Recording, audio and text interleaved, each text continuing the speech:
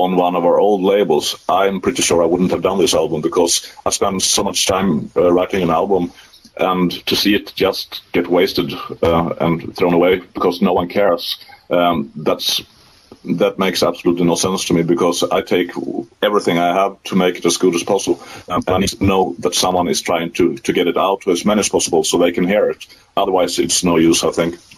So that was one of the things. But speaking musically, the material on the album, I tried writing lots of different stuff, but I wasn't really happy. It was good songs, but it didn't feel like our fifth album. And I thought a lot about what our fifth album should sound like. And finally I came to the conclusion that we should try to strip things down and take all. In the past we have had quite huge arrangements from time to time, and I didn't want that. And we also have a permanent keyboard player now. So I wanted to write an album that would be possible to play for one keyboard player with two arms, instead of having basically, sometimes we would have needed like three keyboard players to play some of the songs, and then we have done a live arrangement or something and made it different when we played live. But this time I tried to write songs that would be able to be performed live as they were, with no need or very little need for rearrangements. So, and I tried to make them very basic and a little bit shorter than before, and also a lot back to the roots of the music I grew up with. We have been doing this style also on the previous albums, but just a couple of songs maybe on each album. But this time I wanted to try to make basically the full album in this style, with some few exceptions, and of course while still keeping it very Evil Masquerade. It should always sound like the band you're listening to, so of course it should sound like Evil Masquerade, but it should be more basic, more rough, and more of a live feeling. So I guess that's musically what I was aiming for. Mm-hmm. Yeah, but that give me the answer of my next question, because I can listen a difference between the old stuff and the new stuff from you. It's a little more harmonic, and I think I know why. It's more positive in your life now. Yeah. And this seems to me completely clear. I have listened to songs, and many from the songs goes about relationships. The way you live your life is some kind of relationship with everything around you, be it persons or like we've been discussing earlier, companies or feelings.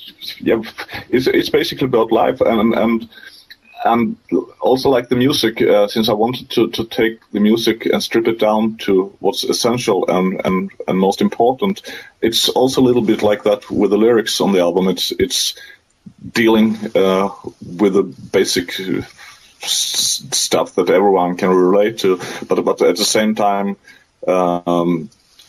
doing it in a context where it still sounds like Evil Masquerade lyrics, because as you probably know, I'm not very interested in writing it too clear, like on the forehead of people. It's like this and this and this and this. I want people to be able to use their own imagination, and because everyone hears. Let's for the song, for example, Black Raven's Cry. I'm sure you hear it one way. Absolutely. And someone else hears it a different way and feels, this feels like this, and basically, okay, the whole song, okay, it's very clear what it's about in the rough, but then the more specific interpretation of it, I think it should be.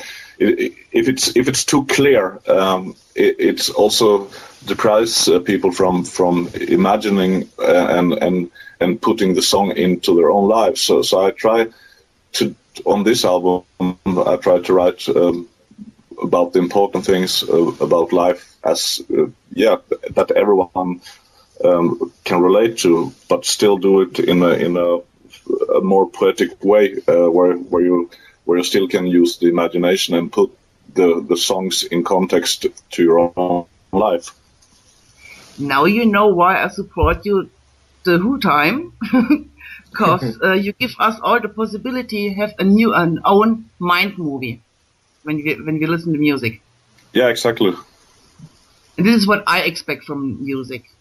This, and I must feel it, and I cannot, so I support. It's easy decision for me.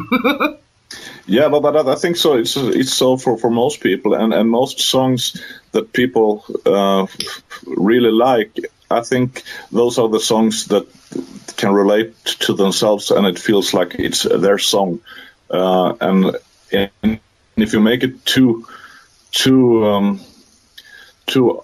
obvious, or if it's too detailed, then the more detailed it gets, the less likely I think you are to reach. This is true. It's completely true. Many people that can relate to it, because if too many details are there, too many details are and those details will feel wrong maybe to some specific persons, and that's why I don't want it to be too detailed. It should be more in the rough. If it was a painting, it shouldn't be painted with too many details. You should look at the whole picture and get the feeling of the picture, and not the small details. Okay. Now I have two questions now. So, one is, how big is the chance that you come on tour? It's basically, the chance is big. The question is when. And as always, we could probably go out on a tour tomorrow if we just said we will do this for free. And I would love to do it for free. The only thing is that this is my job. Everyone else has their daytime jobs. This is my daytime and nighttime job. So if I would go out for example, a month and play and don't get paid, then I come home to where I live, and I will have the rent waiting there, and I will have my telephone bill and everything like everyone else. And I can't pay it because I didn't get paid that month because I was out playing a tour.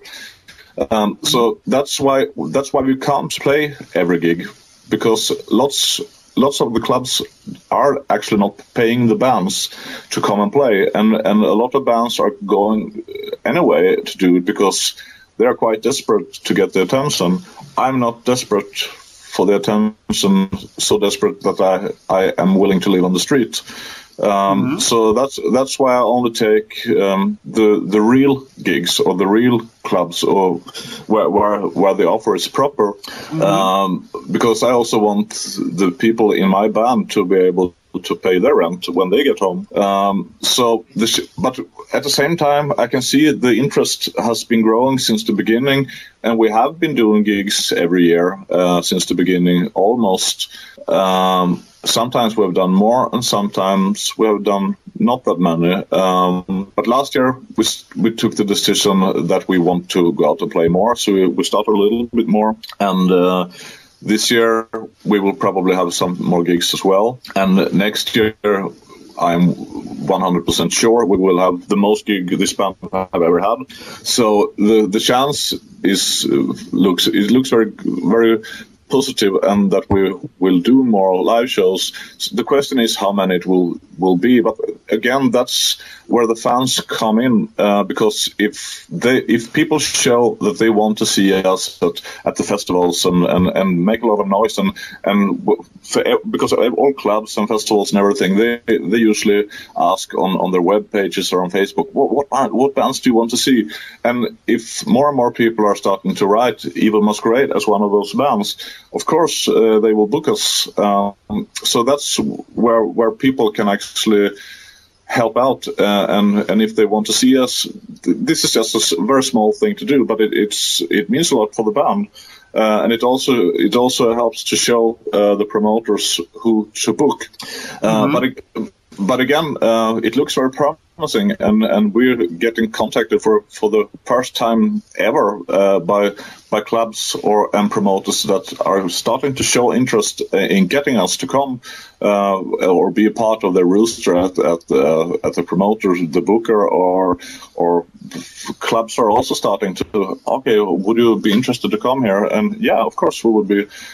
So it looks very good, but it can always be better. So the more people tells on all those pages about the band that they want to see us live, the more places we're going to play, because we really want to do it. So we're just waiting to get out there. Yeah, no, I think it's the people must be aware. A baker man give the bread out on it for free, and many have a wrong imagination. She think, she make music, she must have money, and that's not fact. I know many bands, she go work that she can make music. Yeah, that's a little bit of a problem, because you have actually two discussions going on right now that contradicts one another. One is the downloading thing, where people think, hey, of course we can download, it's no problem, it doesn't hurt the bands because they make the money live. That's the argument for the illegal downloading, and that's perfectly fine for them. And then you have the discussion about the live thing, and there the promoters and people that are willing to pay too high ticket prices, and they think, well, you should get the money from, because you should do the live shows, because they will help you sell CDs and downloads. But then again, this is kind of catch-22, because the live people, they think we should make the money from CDs, and the CDs and downloads, they think it should be for free because we should make the money live. So there's really no one actually prepared to pay money for music anymore.